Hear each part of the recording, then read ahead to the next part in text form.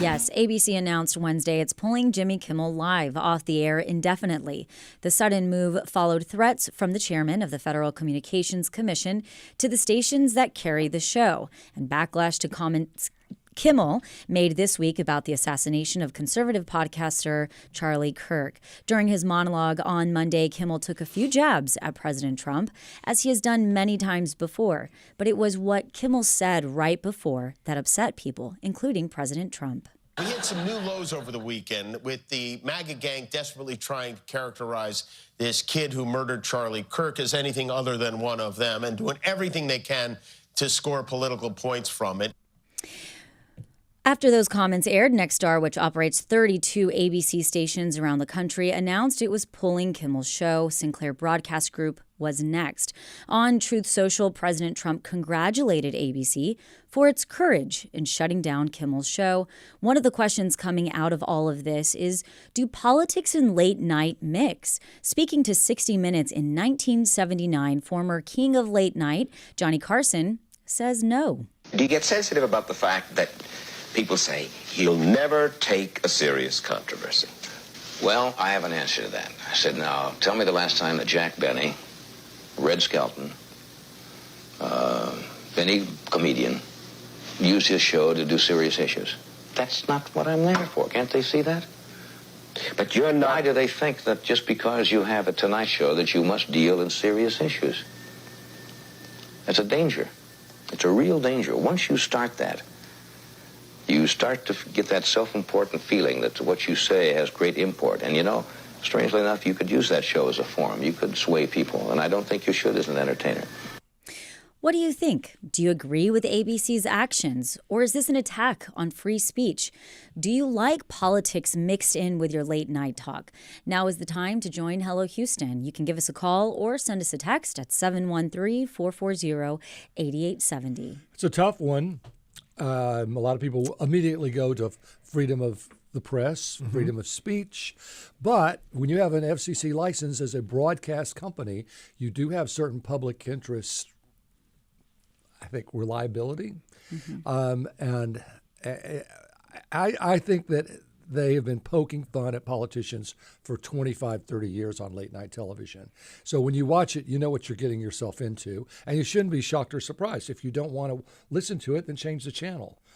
So for the government to come in, or anyone to come in and say, we're going to shut you down because of what you said politically, is a very strong statement.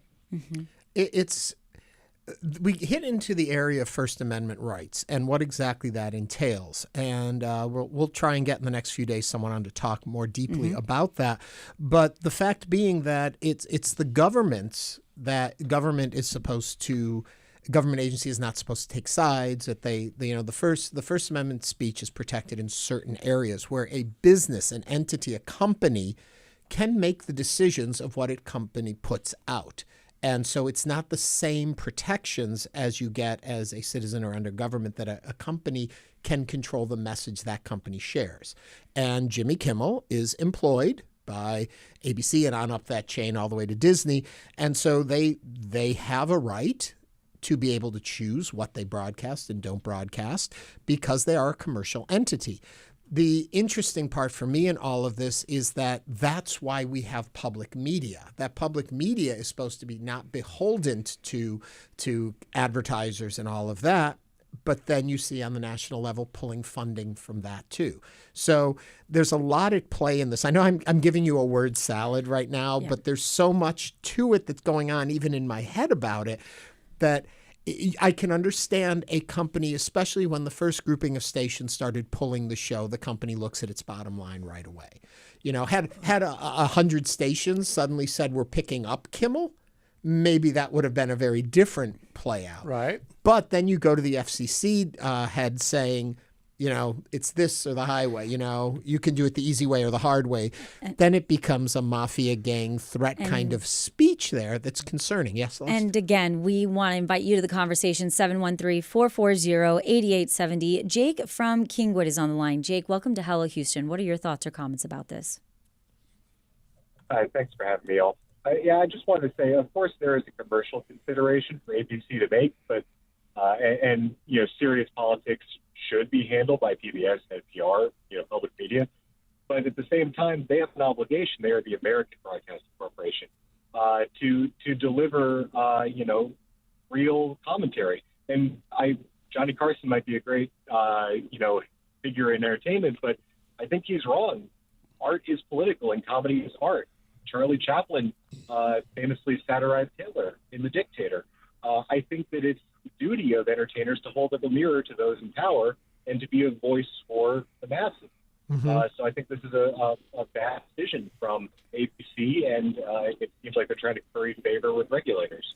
That's a good point, Jake. Thank you. Thank you. I think Jake brings up an interesting point, right? Is what type of country are we when comedians cannot mock elected officials on late night?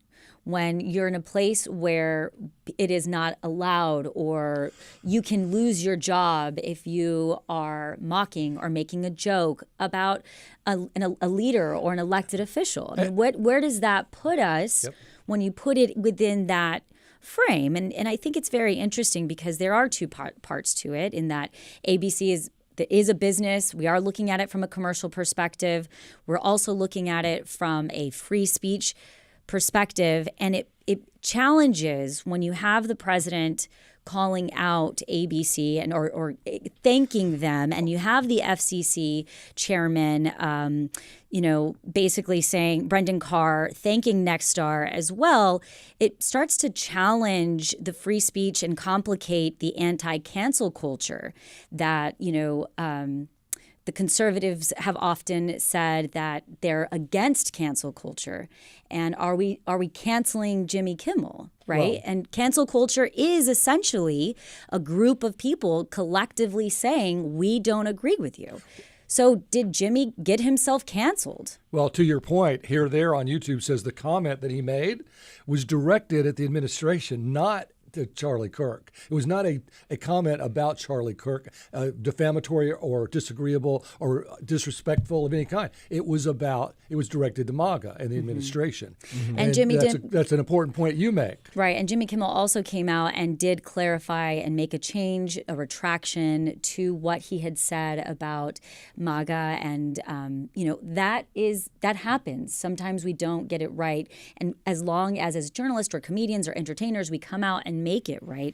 Again, 713-440-8870. We have a call from Paul from Friendswood. Paul, welcome to Hello Houston. What is your comment or question? Hey, guys. How we doing? Welcome. Thank you for having me yet again on your show. I love you guys. I love all the conversations you're having. I have two things to say about this. One, every single late night show has been losing money for the last 5-6 years. Nobody's on television network as much as they used to be. We have people who are YouTubers who are getting 5, 6, 7 million views per day, where these people can't even hit that per week. So that's one of the things. I think they fired Jimmy based on not wanting to pay a contract. Second thing, I think what we're really dealing with here is the opposite of cancel culture. It's the culmination of the left pushing so hard that the right has no choice but to push back. And this leftover is what we're getting. Unfortunate what happened to Jimmy. But then again, there's other people who are on the news asking for the death of the homeless. So that person needs to get fired as well. We're getting to a point where the things that we say are so in front of everybody that anything you say can and will be used against you in the court of public opinion. Okay. Thank you guys for having me. Love you guys. See you later. Thank you, Paul. I would only say that it's true of all television shows. Right. All television shows are losing money and have been. Budgets have dropped an easy 40% across the board. So it's not just late night. It's news shows. It's entertainment. There are no more soap operas on TV. Because they lost money. They cost too much money. I loved all my children, but they're gone. To clarify something that Paul said, too, if you haven't been following this, it was Brian Kilmeade over on Fox who made reference when they were talking about the homeless situation and that gentleman in Atlanta who had stabbed the woman in the neck and killed her, that in his comments talking about that, he said maybe lethal injection to the homeless could be one of the problems. And he retracted that. So he did retract it, but for people who didn't know why he said that comment about it. 713-440-8870. Let's go to Dennis from Hobby Airport. Dennis, Hello? are you with us? Yes, I am. Okay, speak now. Enjoying the show as usual, and Charlie Kirk says, fairly enough. Dennis, you know what? I'm going to have to stop you right there. Try calling us back. We got a really bad line with you, and we want to hear what you have to say, so try giving us a call back. Or text us. us. The number he should be calling is 713-440-8870, just as Brittany has. Brittany, what's on your mind? So the people in power shutting down voices they don't like because they say things that they don't like is authoritarianism. Like, everyone who sees this should be terrified by it. Like, the government should not be shutting down voices that upset them because it hurt their feelings. Well, public broadcast knows that very well, Brittany, so we're feeling that pain, trust me. Brittany, thank you for your call. 713-440-8870. Steve from Cyprus is on the line. Steve, what's on your mind? Good morning, folks. As always, I appreciate your programming.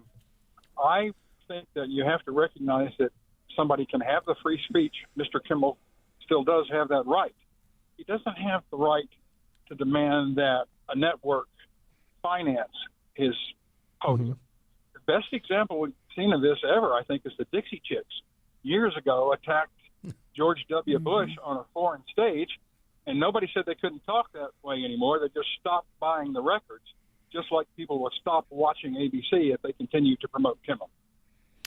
It's a good point. It is a consumer universe when it comes to entertainment and media, especially in the for-profit media world. And people do vote. They vote by either not watching or supporting. I do want to go back to something somebody said a little earlier about, the folks online. Many of these late-night shows really, even though their ratings have gone down, they are thriving in YouTube clips and online. And so there is another profit stream coming in for them. So if you look at just the ratings alone, that doesn't give you the full economic picture of how profitable or how successful a late night show could be. They may not need the ratings on TV, but their segments are getting phenomenal views online. And the merch alone. But I also think that there's a counterpoint to that is nowadays there are a lot of independent journalists that get way more views than ABC on their YouTube channel. It's one of those things where that no longer has a major play in it. You have to wonder, Celeste, when does the government decide that YouTube and podcast and these other free forms of speech also need to be licensed and also need to be shut down if they're saying too much that we don't like? That's right. The door is open. Yeah. And again, 713-440-8870, all very interesting points. Paul from Midtown is on the line. Paul, welcome to Hello Houston. Yeah, I was just going to make a comment. First of all, enjoy your show. I know you guys have been on since March. Great. Listen to you guys 2 hours every day. Thank you. All this is a shakedown. It's a shakedown, just like our president shook down CBS, ABC earlier with Stephanopoulos. But all of this is the FCC chairman even told the company wants to buy Tigna, stations around the country. Hey, if you guys want us to approve your merger, you're going to have to take care of this now. And that's what they did. Mm-hmm. That's what they did. ABC, they heard they were going to 30 of the possible stations they were going to buy. Well, then you know what? We'll get rid of them. We'll shut them up. And that's ridiculous. Anytime you're going to shut somebody up just because you don't want to hear what they're joking about, you can't handle a joke. That's how thin-skinned our president is. But the rest of his government's the same way. And then they shake them down. Hey, you need to apologize. And by the way, you apologize and you donate money to Mr. Kirk's a nonprofit. That's a shakedown. That's ridiculous. I'm sorry he's off the air. I barely watched him at all. But the thing is, when you're doing this to a TV show, you can just change the channel. That's all you got to do. But they're so bent out of shape that they're making fun of us. Let's squeeze them where it hurts. And that's what it is. And I'm sorry that's the case right now, but all we're seeing is just they're shaking down everybody for money. Paul, thank you. Thank you for those comments. 713-440-8870. Dennis is back with us from Hobby. Let's see if we got a better line this time. Dennis, talk to us. Yes, sir. Can you hear me? Much better. Okay, good. So I don't think Charlie Kirk has been criticized nearly strong enough. I will say that I pretty much quit watching television in general over 30 years ago. Don't have much need for it. But I think there's new sources of information that are becoming available, through the internet, YouTube, and all that. I don't think Charlie Kirk was anybody to be celebrated. And this is part of the corporate fascist takeover of America, or at least they're trying. But I won't take up all your time. Thanks for hearing my opinion. John, thanks you for calling. All right, let's go to John on the line. That was Dennis from Hobby. Oh, sorry. Yeah, here's John. Are you there? Yes, I'm here. All right, from Northwest Houston. What do you have to say, sir? Well, this is nothing that hasn't happened before from both sides of the spectrum in terms of people trying to silence voices. The Democrats have done it too. But I think what we have here is really a groundswell of people that brought this up and brought it to the appropriate government people's attention. And Jimmy didn't get canceled. He can say whatever he wants. What he did was he lied about the facts of the situation, trying to create a narrative that just was absolutely not true. So that's my comment. All right, thank you. Let's go to Garissa from Sugar Land. Do you have something to say about that? Just before we go, I just want to go back. So because it's been a while since we played the clip, I just want to remind folks again what was actually said. He said the MAGA gang is trying desperately to characterize this kid who murdered Charlie Kirk as anything other than one of them and doing everything they can to score political points from it. Just so we reset. Okay. Oh, Garissa dropped. But if you'd like to try back in, we've been getting a lot of calls. This is a very emotional subject. And I also think, I'm sorry, go ahead. On the surface of it, it feels like we're being censored. It feels like the government is censoring what they don't like. And as we discussed in our pre-meeting, whenever you take over a country, the first thing you do is take over their communications, take over their media. That's how everyone talks to each other. You take over their internet, you take over their television, you take over their phone lines. That's how we all can unify. You take that away, the unification that is in opposition to you will go away. I do think that this feels, when we look at, you're seeing major names from the top major names, but you're also seeing teachers. You're also seeing business people that are being fired for comments that they have said. And it feels like, yes, this is not necessarily the first time. I believe it was the McCartney area that there was something similar to this, but it is different in that it feels like there's a changing norm of free speech that's happening right now currently within this country. Because that's always been our safe space. Mm-hmm. We've been able to say, as long as you're not yelling fire in a crowded theater, you have the right to say what you want. And if you don't like what that person is saying, then don't watch. Mm-hmm. And right. This is now saying the administration saying, no, we're not going to let people say anything that we don't like. That's what's scary. I want to go back to a moment, too, from earlier when we played the Johnny Carson clip, and he was talking about other hosts of late-night shows, but not to confuse the fact he listed Jack Benny and Red Skelton as comedians who didn't venture into that. But he was at an era where he could have said Lenny Bruce or George Carlin, who definitely did use comedy to question what was happening in the world around us. So those were selected words he chose, but he was talking late-night. This is a lot like the 60s, as the governor of Utah pointed out. Yeah, and don't forget the Smothers Brothers. They had a TV show, and they were pulled from the air because they were, because it wasn't falling in. We have Michael from thoughts. League City on the line. Michael, what are your thoughts here on Hello Houston? Hi, I'd just like to say I think we rush to the broader issue, and I know there is a broader issue and other incidents, but if you look at just this incident and just the content of what was said, I thought, number one, it was a dopey thing to say to imply that this killer was a MAGA person. I mean, I've only listened to the basic news. There is no indication in that direction at all. It's quite the opposite. But, so why say that? Is he aware of the facts? Number two, I just think it was a very insensitive comment to make. I know he didn't address the Charlie Kirk person, but it's just, you just don't do that. You don't go for a joke 2 days after a murder. That's just not appropriate. Mm-hmm. So I think, I don't know what the executives were thinking, but those two things to me were very unacceptable. And I echo what other people have said. free speech is there, but that doesn't mean we have to broadcast it or require it to be broadcasted and so on. And private companies can do what they wish. And I would say I'm with Johnny Carson. I listen to the news. I'm depressed enough. If I turn on entertainment, I do not want to hear the same thing raked over.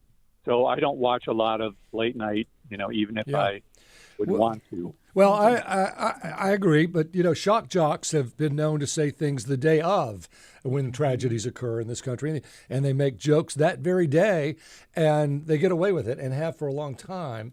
But time would make this maybe a little more acceptable, but I doubt it. And just to clarify, as we continue this conversation, I just want us all on the same page to have heard exactly what was said. So Tom is ready to play the clip again. This is Jimmy Kimmel from the other night. This is what is the area that we believe is what he said that led to all of what happened. We hit some new lows over the weekend with the MAGA gang desperately trying to characterize this kid who murdered Charlie Kirk as anything other than one of them and doing everything they can to score political points from it. It was just to be clear with what was actually said. Pretty strong indication from his grandmother that the family was MAGA and that they did have a very conservative ideology. That doesn't mean he did. They in fact said and I that don't he believe had gone the to quote left. is saying he was or implying he was. What they were talking, what Jimmy Kimmel is talking about, from what I glean from it, is that a group of MAGA are trying to make sure people don't see this guy as MAGA. Is that factually correct or not? He's not saying that the kid was or wasn't MAGA. He's talking about a MAGA group pushing a certain direction. Again, 713-440-8870. We understand there's a lot to unpack and a lot to talk about. Alan is joining us from Richmond. Alan, welcome to Hello Houston. What are your thoughts or questions? Hello, Houston. How are you? Good. How are you? What's your comment? Censorship. I've been just waiting online, listening to a lot of comments about shakedowns and censorship.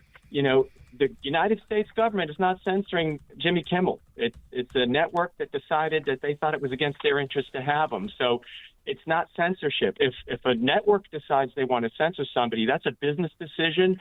It's not the government. A lot of people are mistakenly paralleling that to Trump and the government.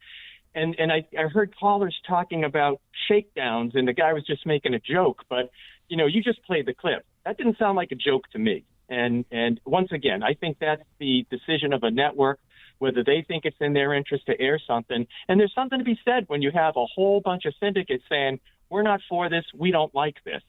I hardly think that's censorship. It would be interesting to know in what order these events happened, because the chairman of the FCC was on TV yesterday or in podcast or wherever talking about, this isn't right. We need to, it can either be done the easy way or the hard way, implying, we're going to take action if this isn't changed. So where was the horse and where was the cart in this particular situation? If it was purely a decision by ABC that they are looking at their bottom line and Kimmel wasn't performing, absolutely, they have every right to decide what their programming is and what they air and what they don't air and the consequences of their actions. I think the question becomes, were they strong-armed? Is there the idea that a merger that they want to take on isn't going to happen because the government has to approve it and the government is saying you've got to do this for that to happen? I think that's where it gets into the murkiness of it. I don't think anyone is questioning whether a network has the right to decide their programming. Right. Nexstar felt threatened for their merger with Tegna, that it wouldn't go through, the FCC wouldn't approve it if they didn't take this action. So there's the strong arm. Do we know that as That's been fact or reported. assumption? Again, 713-440-8870. Let's go to Nicole from Spring. Nicole, welcome to Hello Houston. Hi, I just wanted to say I think it's awful what happened to Charlie Kirk. I didn't agree with the things that he said, but I think it is very ironic that a man that stood about the constitutional right to be able to say what you believe now that everything is being censored. And so the caller who just called in, I totally agree with what you guys just said. I mean, to think that the government has no effect on ABC, and I mean, they regulate certain things, right? And so clearly they would have an effect on that decision. And the last thing I want to say is just that I think it's, maybe Jimmy Kimmel didn't have all of the information. I think it's ironic how we're talking about, or a little bizarre that we're talking about an entertainer where we had Kash Patel who was going and giving information, tweeting information, or putting it on X or on social media saying that like the person was called and that person hadn't been called, and we give like more credence to like what people say who are like public figures versus people who are actually working in the government, and they say awful things all of the time. And they also do things that jeopardize our government, but we don't ever say anything about that. We focus on these other people who are entertainers, and we just kind of overlook and gloss over the fact that they don't always do their job correctly. Okay. Nicole, thank you very much for that. We as well received quite a few comments offline and text. One of those we received that said, and this was a text that was sent into Hello Houston. Regarding Johnny Carson's statement, keep in mind that Johnny Carson's statement was when etiquette said you never discussed money, religion, or politics, even something like cancer. And before the rise of cable news, we also heard a clip from Johnny Carson on his take on this. Well, other people have been saying if this level of scrutiny was applied to Charlie Kirk, he never would have been allowed to visit college campuses across America. Someone did point out that on Instagram, Jimmy Kimmel, on the day of the attack, sent love to the 31-year-old activist family and condemned the assassination. So this comment of Kimmel's that has gotten him taken off the air really was not aimed at in any way, shape, or form at what happened. It's more toward the right trying to say the assassin is not one of us. Mm-hmm. He's completely out there, lone wolf, not one of us, not ever affected by our ideology. Yeah, and, that might be true. We never know what a person's really thoughts are, and we always try to make sense of these things one way or another. It may not have anything to do with the right or the left. It may be about his own feelings toward what was happening to him and his romantic partner who was transgender. It could be a completely different issue. Well, the comment that we were talking about from Johnny Carson was back from, I do believe, 1979, and he was talking about whether or not politics should be addressed in late night. It was a very different time, and different mores were at play at that time, as the comment that Celeste just read was referring to. Sometimes advice is eternal, and maybe you shouldn't speak. If you're a comedy platform and a talk show platform, maybe you should stay away from anything too controversial. The problem is everything is controversial now.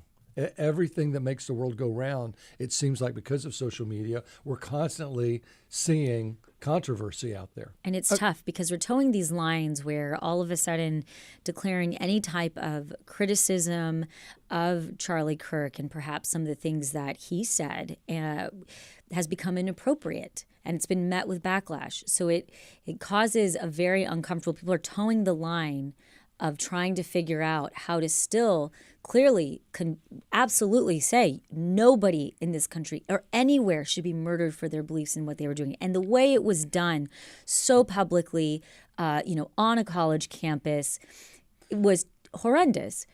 But again, it's that very difficult times, I think, for many people. And we're not just seeing it from entertainers. We're seeing it from teachers, from business people that have also lost their jobs. To go back to the Jimmy Kimmel element of it, too, is that the shift we have seen in what a late night talk show is, late night comedians. In the Johnny Carson era, it was the comedian told the jokes of the day and funny jokes and poked things at other celebrities and so on and so forth.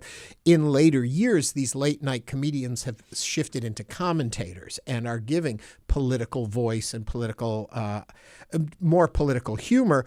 But also in defense of that, I would have to say we have an administration, especially a president, who makes sure he is constantly in the pop culture landscape with something new every single day coming out. If you were even Johnny Carson today, you'd be hard-pressed to do a monologue about the news of the day each day without politics being part of it. Because if you look at our news, so much of what happens every single day is what's happening in the White House. What did the president say today? What did this congressman, this senator say today? That leads our news. And that's a really interesting point, Ernie, that you bring up, in that if we had late night comedians or entertainers or, commentators not talking at all about it, would they feel relevant? Mm-hmm. Well, and keep in mind that no one's ever gotten in any real trouble for making fun of Trump or even the Republican Party. It was this time and place with the assassination and a MAGA remark that struck a nerve. And that's what I think sort of crossed the line, at least with the Republican administration. There is more to the Kimmel bit than the one clip we're playing, in which he then went on, and I am going to terribly mischaracterize it, so please look online and see it. But Jimmy Kimmel makes reference to the fact of how our president was grieving the loss of Charlie Kirk, goes to a presser or I guess it was a chit chat outside of the helicopter, as he often does with the press. And a question was asked him about how he, the president, was handling his grief over what happened. And the president shifts the answer toward the ballroom that's being built, which then I could see the administration, the president, feeling very disrespected by that reaction and comment about it, as though the president doesn't show grief for a friend of his that he saw murdered. Again, 713-440-8870. We have a call. Ron from the Med Center. Ron, welcome to Hello Houston. What is your comment or question? Thank you. One thing people have said is, well, you know, he has the right to free speech, but we can just vote not to see him by our viewership. We can stop watching, but we really can't, right? Because now the government has taken away our ability to do that with an FCC influence. And by the way, it has happened with respect to Trump. The lawsuits, the settlements, the things that the major media organizations have acquiesced to because there were Trump insults due to FCC in this case, and in the other case, pressure. So my point is, this is not simply him doing free speech and us choosing not to watch him. We no longer have that choice. Our choice has been taken away. For now. Thank you, Ron. That's a great point. And let's go to Connie from 6th Ward. Connie, welcome to Hello Houston. What is your comment or question? I'm just really frightened that our rights to be able to see people like Colbert and Kimmel being taken away. And you know it. He's going down the same path as Adolf did in the 30s. And I don't know why this stuck, but Vanity Fair, real quick, September 1990. Google it. Vanity Fair. He was married to Havana, and she comments in there how they would do Heil Hitler to him in the law offices, and they would have Hitler speeches by his bedside. And it just frightens me that I see all this stuff, all these dominoes just falling in line. And what can we do besides, vote? Yeah. And I'm scared to speak out because are they going to come after me? Well, yeah. Connie, I've pointed out on this show before that in 1939, there were 80 million Germans. Only 8 million, only 10% of them were members of the Nazi Party. But 10% of the people, when they have the power, can change a country. It doesn't take the whole country to make a change. Only 10% of the people can make a change. And I think that's what's frightening. I think the majority of people are very concerned about what's going on, but the majority is not in power. Let's hear from more of that majority. 713-440-8870. Josie is on the line from Clear Lake. Josie, Hello. What do you have for us? I just want my 2 cents is that I watched that program, and when Jimmy Kimmel said what the controversy, and I did not in any way, shape, or form take that to mean that he was implying that this assassin was MAGA. So right. I think they're just grasping at straws, and I'm resisting fear, but it's pretty shocking what's going on in our country right now. That's all I've got to say. Thank you, Josie. We're going to go to Jeff from Northwest Houston. Jeff, welcome to Hello Houston. What are your comments or thoughts? All right. Are you there? Yes, hi, Jeff. What's up? Sorry, I tried to turn on my radio, turned down you. So I couldn't believe my ears. A couple of minutes ago, Frank said that, there was blowback from this Jimmy Kimmel comment, but, he didn't think that there had been a similar type of response when they have been criticizing Trump. But, Stephen Colbert just got canceled. And I don't think there's any question that it's because of his criticisms of Trump. Mm-hmm. Jeff, thank you for that comment. And I said what I said, but let me rephrase it perhaps. It seems like the late night comedians have always been making fun of presidents and making fun of Trump, but they haven't made fun necessarily of the far right. But I don't listen to him every night. So I know Colbert did get canceled, and I know Trump is suing. He sued ABC for George Stephanopoulos' remarks. He successfully got 60 Minutes on CBS, Colbert. So it's not like the president hasn't come after the media, but generally speaking, late night comics have been able to at least make a joke about the president without being attacked. My point is, I think Kimmel crossed a line with the administration by going after MAGA at this point in time, given the assassination. And the president has X'd out or tweeted or truthed, whatever format he's using, that Nexstar, Fallon, and Seth Meyers. And so you can't help but look at this as an attack on late night platforms, as he is listing, and he had beforehand said Jimmy Kimmel would be next after what happened with Colbert. It's almost like he's looking for a way to get rid of people that are criticizing the administration. Let's move to Chris quickly from Missouri City. Hello, how are you guys? I just want to say that it's sad what's going on. There's a lot of discourse going on in the country. It's coming from one place and one person. It's all starting with Trump. Trump insults more people and says negative things all the time. And it's kind of scary that everyone in the media is just kind of sit back and just, going, oh, well, at the midterm elections and all this stuff, there may not even be any midterm elections. This is total crazy, and people need to stand up for their rights before they don't have any rights left. Thank you. Chris, thank you for your comments. I wonder how we're supposed to do that. I mean, we're talking about it. We're listening to our listeners and our viewers. We're at least giving them a platform to talk about this. Other than talking about it, I guess in this case, you could just say, I'm not going to watch ABC until they bring Kimmel back. And I'm not going to watch CBS until they decide not to cancel Colbert. You could vote with believe me, I worked for ratings for 42 years.